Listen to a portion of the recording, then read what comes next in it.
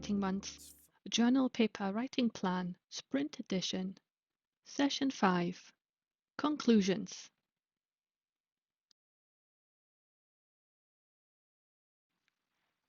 In this session, we are going to look at how to write good conclusions and make sure you finish your paper with impact. There's writing time built into the session again, and then we'll finish with some top tips, and there's one final challenge for you as well. As you might have noticed, there's no conclusion box on the article design canvas. But don't worry about that. We're going to have a look at that in the next few slides. So in my opinion, conclusions are kind of what ties everything together. So once you have your introduction and your methodology and method sections, your results and talked about your discussion, the conclusions are really what brings everything together in a concise way. And this is one way to finish your paper with impact as well, to just share your highlights. So how do you write conclusions and what should they include?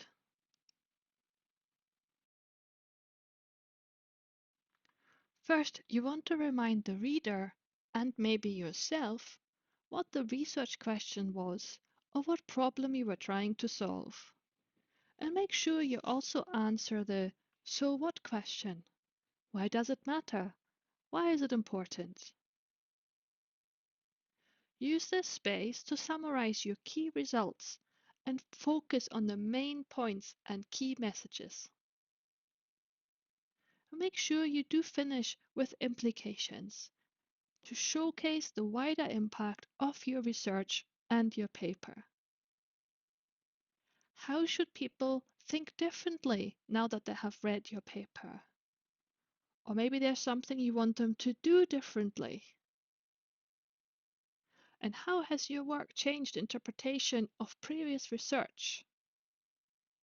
And maybe you've identified areas for further research to answer new gaps, to answer new questions, and to add more knowledge. When writing your conclusions, it is important that you do not rewrite the abstract, which is why I recommend that you write the abstract last. Make sure you do not introduce new arguments, new evidence, or new ideas. Everything you talk about in your conclusions should be already covered in other parts of your paper.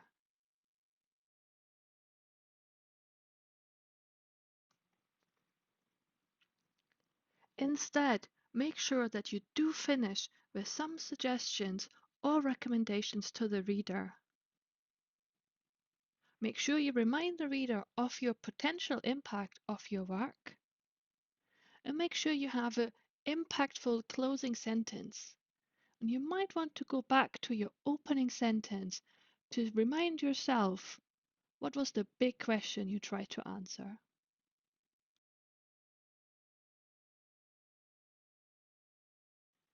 Okay, now let's look at some examples.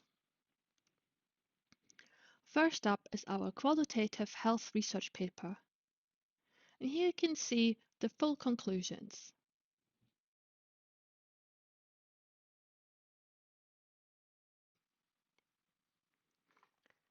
You can see that they do start with a reminder of the bigger question around the conception of evidence in health research.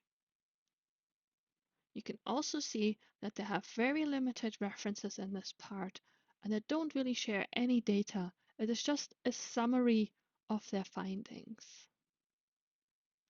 You can see that they use phrases where they say, "we have argued." This refers back to their discussion. They also then show that as part of their research, they are hinting at other ways that this could be done or how this might impact health research in the future. In the second part of their conclusions, you can see that they finished their article with some recommendations, and they are written in bullet points. This is something you can do if you want to get your key message across in a very concise way. Now let's go back to the start of the paper and remind ourselves how they opened this research paper. The first sentence reads, "The endeavor in healthcare should always be to base decisions and actions on the best possible evidence, whether it concerns the establishment of policy for large populations or concrete care for individual patients." And they finished their paper by saying, "Recognizing these aspects will contribute to robust qualitative research that has the potential to provide qualitative evidence which is crucial and indispensable for practice and policy." This is a very good example of how the last sentence mirrors the opening sentence and goes back to that big research question they used to hook the reader in. Now looking at our next paper from the Journal of Structural Geology. Here we can see they also have quite short conclusions on this slide and the next slide. And again, the conclusions provide a concise summary of their discussion.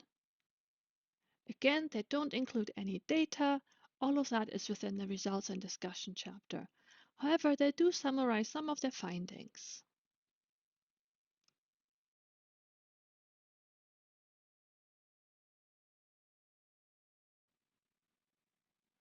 As the second part of their conclusions, we can see that they're now referring back to a model and how that might impact other people's research or questions and how it adds to our knowledge.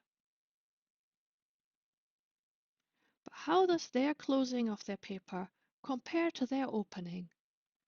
So this paper opened with the sentence, "National screening of geological formations has revealed that the late Permian Boda Claystone Formation is a potential host rock for the deep geological repository of high-level radioactive waste in Hungary." They then finished their paper by saying, "These processes can occur in sediments which have high but readily degraded primary effective porosity, for example mud rocks and carbonates, in which beef veins are the most common, for the formation of actively opening antiaxial veins, and therefore for the development of beef veins with CIC structures as well." They don't refer back to their big research question. What does this mean for the potential host rock for a deep geological repository? What does this mean for the setting in Hungary? Are their findings good or bad?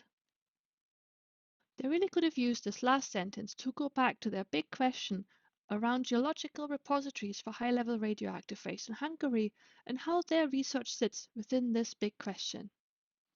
And last, but by no means least, our paper from the Journal of Hellenic Studies.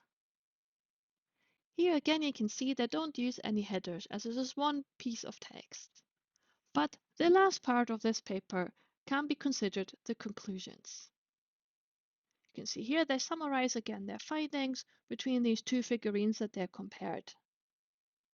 It is to be hoped that this note will revive interest in the small group of terracotta figurines depicting the Athena Parthenos statue. So they're basically saying that through their research, they hope that others now will maybe reinvestigate some of those figurines. How do this paper's opening and closing sentences compare? If we go back to the start, this paper starts with, "The collections of the Garstang Museum at the University of Liverpool include a terracotta figurine with the attributes of the renowned statue of Athena Parthenos, which has the accession number C519, figure 1. And they finish their paper by saying, "Moreover, it may encourage museums to look again at their collections to locate other small-scale figurines depicting the Athena Parthenos statue, created to satisfy the ongoing demand for souvenirs of the most renowned statues of the 5th century BC, whether in the Roman period or as late as the 19th century." Here again, we can see that they close their paper by kind of referring back to this question around these terracotta figurines, and that they hope that their findings will lead to museums kind of reinvestigating their collections. And now it is over to you again for 30 minutes of writing time, accompanied again by piano music. If you are working on your conclusions, then start by reminding the reader, and maybe yourself, what your research question was, or what was the big problem you're trying to help solve. And have a think about the answer to the question, so what? Go over your discussion and summarize your key results, and make sure you only focus on the main points or your key messages. If there are any limitations to your study, you might want to include them in your conclusions. However, you might have them in a separate section after your discussion. Make sure you finish your conclusions by showing the implications and the wider impact of your paper. This could be done in bullet points, or you might do it as part of the text. And then make sure you do have an impactful final sentence, and you might want to go back to your first sentence to see how you might want to close your paper. If you don't have the time right now to write on your paper or to work on your paper, then please feel free to skip forward to the top tips and the final challenge.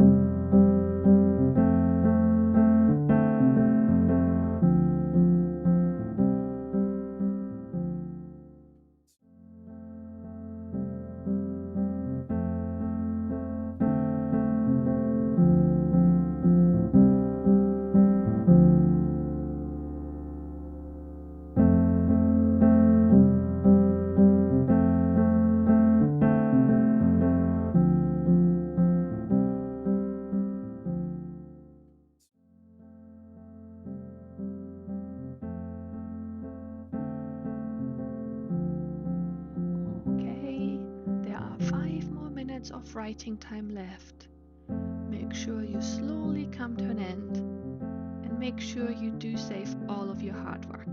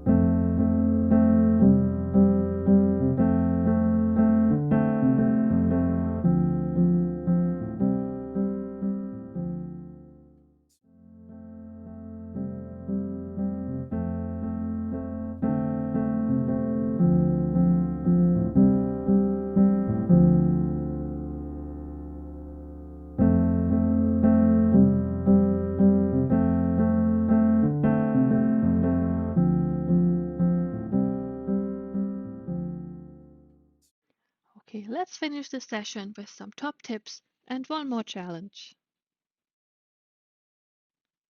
Remind the reader and yourself of the key take-home message or your key finding, and explain how your results support views in this research area. Do they support views? Do they question views? Maybe there are new questions, or maybe something was a little bit surprising. Remember that people often read the abstract and the conclusions before deciding if they're going to read the full paper. So keep that in mind and make your conclusions count. So my final challenge as part of the Academic Writing Month journal paper writing plan is for you to celebrate your progress. Remember, every small step counts, and you should regularly reflect and make time to celebrate your progress, no matter how big or how small it might be.